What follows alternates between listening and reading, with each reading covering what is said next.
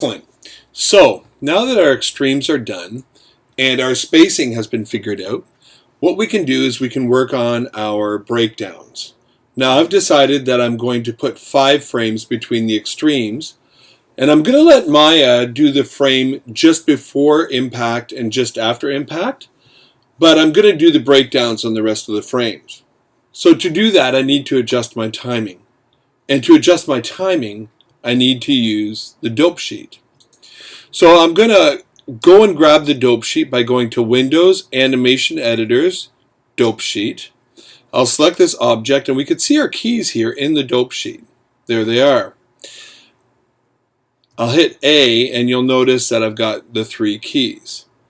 Now, I could use scaling to do this, but I really don't like to let Maya do things like that automatically. I want to think about what I'm doing. I want to do it manually.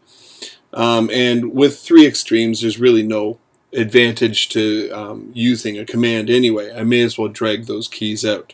So, once again, what I'm going to do is I'm going to use my Alt and Shift key, and I'm going to zoom, and then I'll drag this over here so it gives me some space to work with. That should do the trick.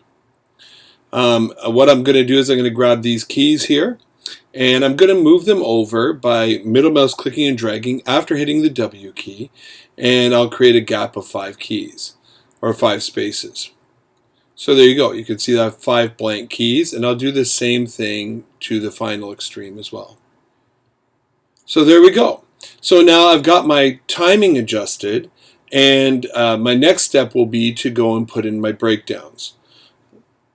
If we have a look at it in the graph editor, you can see that the curve is essentially the same. There it is, although it's spread out now over 13 frames as opposed to 3.